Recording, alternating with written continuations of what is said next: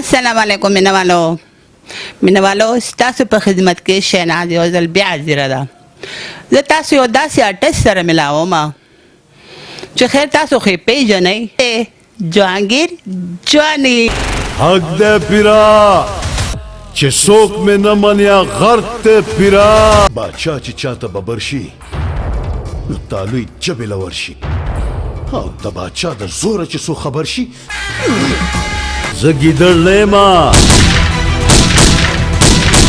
شلګوتی بلا یمه بلا. نو بیا یې پټتاري سر شي. اوس ځان له په دې جیل کې د بارک په ځای لیټرین خوښوه لیټرین. چېرته به چې زما د ډبولو زور وباسي. راځئ هلکه د چرسو ګانا راځئ. سکل یاران نیمه شپه کې سګرټ ولګوه، یاران راغلي دي اجره کې سګرټ ولګوه. دا چا خبره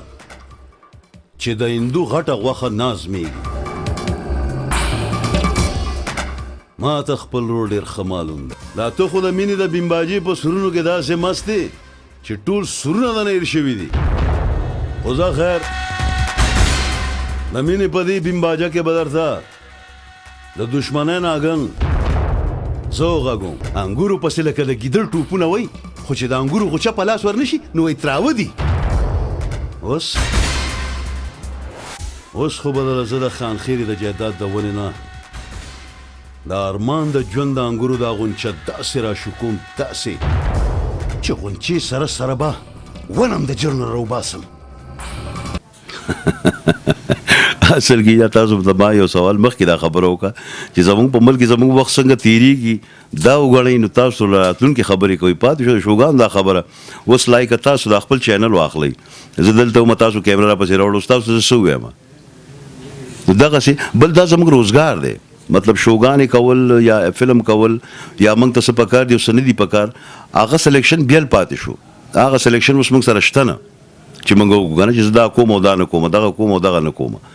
هغه سلیکشن موږ سره پاتې نه شو. پخوا به و دا سلیکشن، پخوا به دومره دغه خو اوس نشته. اوس خو هر دویم سړی اکټر دی، هر سړي ځان ته پخپله کیمره نیولي، ټیک ټاک کې لګیا یې جوړوي.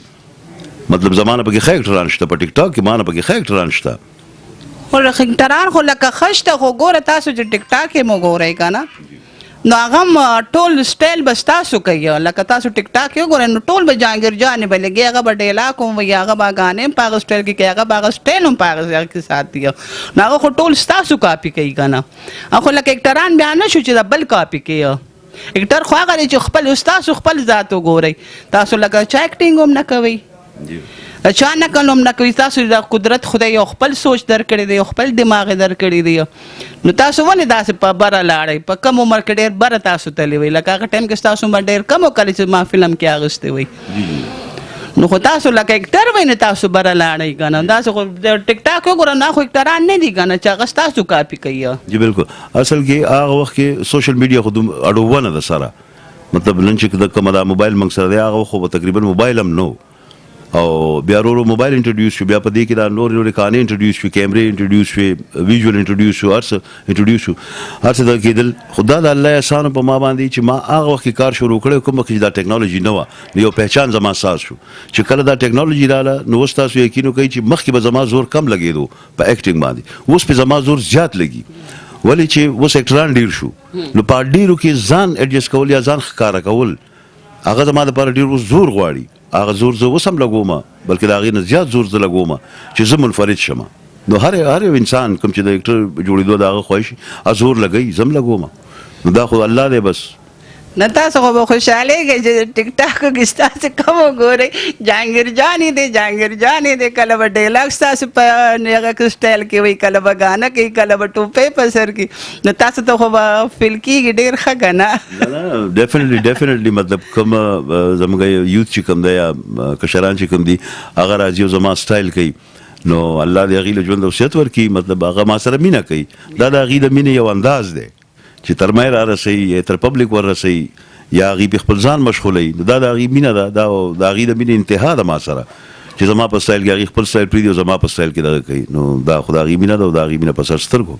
او لازمي ده چې تاسو ته نو په څومره اکټران دي نو خبره چې سالن کې هغه نه مرچکې او مالګه نه او په چو کې ته نو چینی نه وي هغه تاسو درې مانو خدای تاسو له درکړي دی دا د الله شکر تاسو له خدای درکړي دی نو تاسو دلته څنګه راغلی لکه تاسو په خبر ته تک څنګه شوی دی کم جنت چې ما زړه بیرله آغا جنت کا چا مانا دا غستو کوشش کو ژوند په دوزخ کم بلتا مزل درزیږي نو کافر د شما خبره چې کله د مینې او د عشق د جنگ راشي په دې جنگ کې بیا ډېرې خوږې رشتې بشاله راشي دا موږ راغلي اوس شو دپاره دلته ارشد سلیما کې شو ډېره موده پس ما ارشد صاحب د دې سره کار کړی هغې زه اغوستی وم فلم کې مې ورسره یم او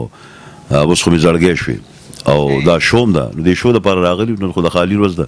لومړنی شو او دویمه شو لا پاتې ده او سبا له 2 شوګانې دي نو سبا له 2 شوګانې وکړو انشاءالله بیا د هغې نه پس به زما ابتباد ته هلته بیا شوټینګ ده جی جهانګیر جانې تاسو لکه پهله فلم بدر صاحب سره کړو نو هغه تاسو ته څنګه فیل کېدو چې دا لکه بدر منیر دی یا د سره زه کار کوم یا تاسو ته څه محسوس کېدل بدل الله دې خدای وبخي مطلب خو زموږ یو کتاب دی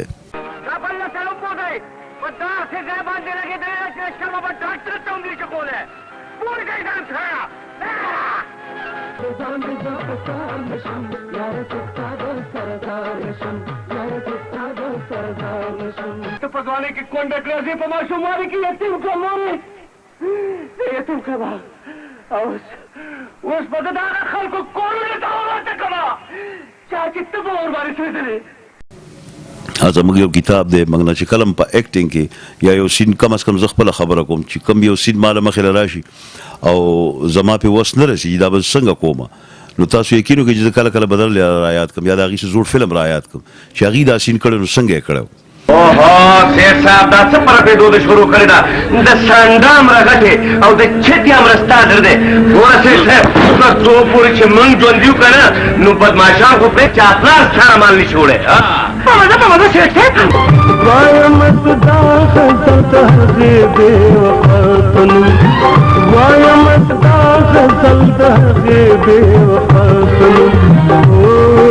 د هغې بې وفاتنو نو ما ته لږ اسانه شي زه دپاره وایم چې هغه زموږ دپاره یو کتاب و د ایکټ یو کتاب دی د ایکټینګ یو کتاب دی د پښتو یو کتاب و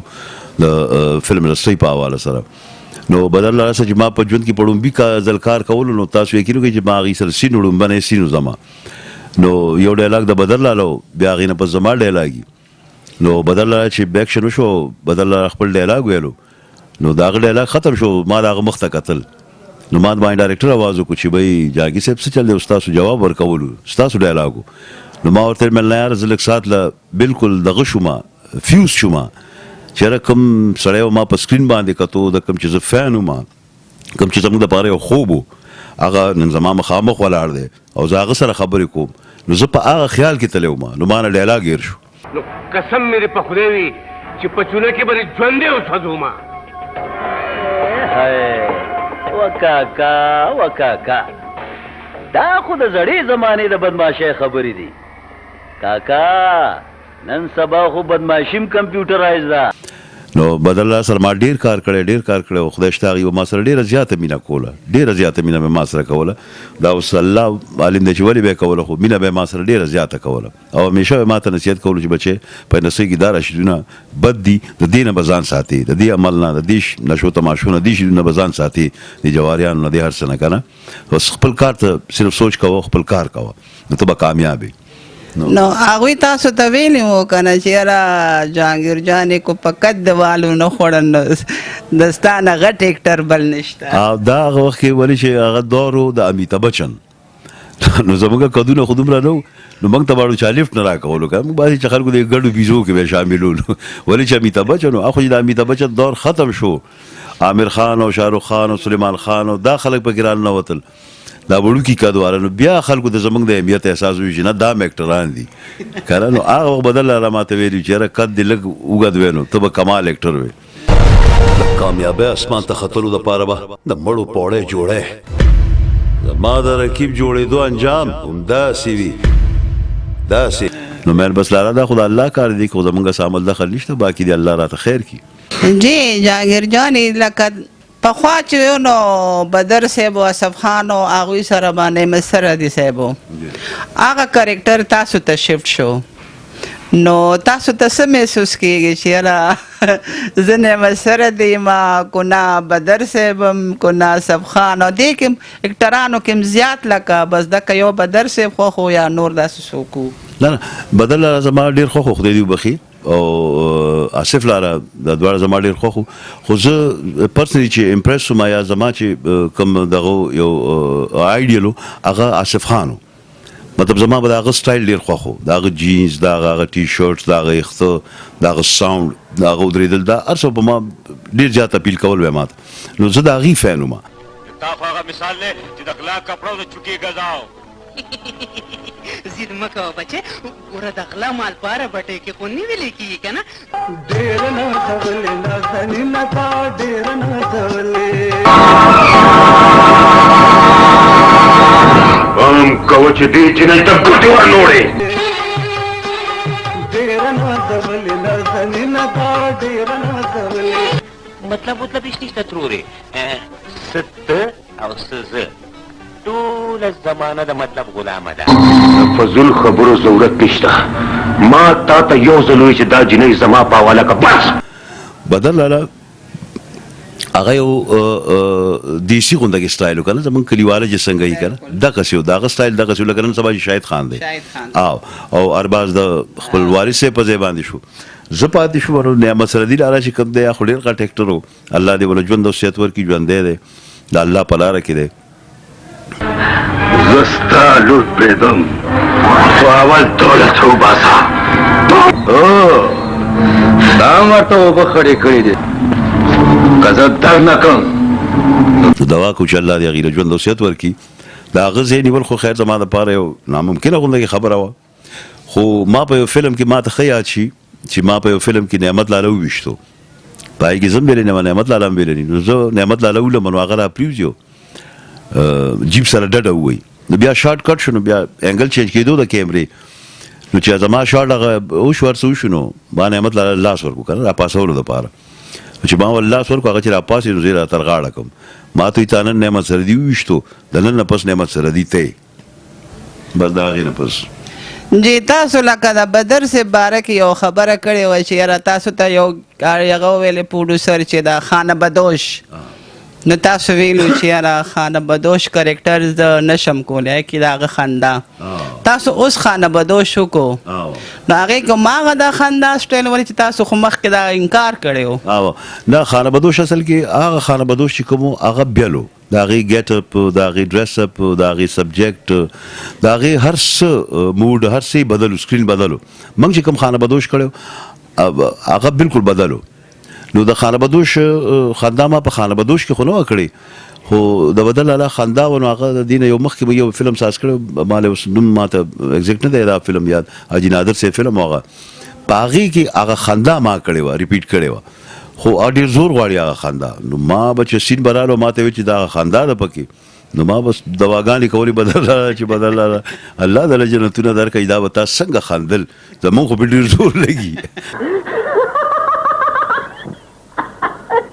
ورکه یو شی څنګه چل رستو ولید خانانو ته ګډېږئ او زمونږ نه رستو کېږئ ګوره پتا وشي او پدې وشي جی جهانگیر صاحب ډیره مننه ډیره شکریه ډیره زبردستې خبرې وکړې ډیره ښایسته خبرې وکړې ډیره ښکلې خبرې وکړې دا زمونږ و جهانگیر جانې جی زمونږ دا چینل دی ښکلا دا به زه په جهانگیر باندې اینډ کما ډیره مننه کتونکو ښکلا چینل ضرور سبسکرایب کړئ لایک کړئ دا فالو کړئ نو دا ځل زیما بل ځل به شاهد صاحب وي ارباز صاحب وي عجب ګل صاحب وي زموږ فیمیل آرټسټان وي آرټسټانې وي او زموږ ډایرکټران وي د ټولو انټرویوز او د هغې د لایف په باره کې څومره د معلومات دي کوم چې ستاسو په زړونو کې چېرې دا دي موږ ته پته ولګي د پلانکي په باره کې په باره کې نو په ښکلا چینل باندې به تاسو ته پته لګي تھینک یو ویری مچ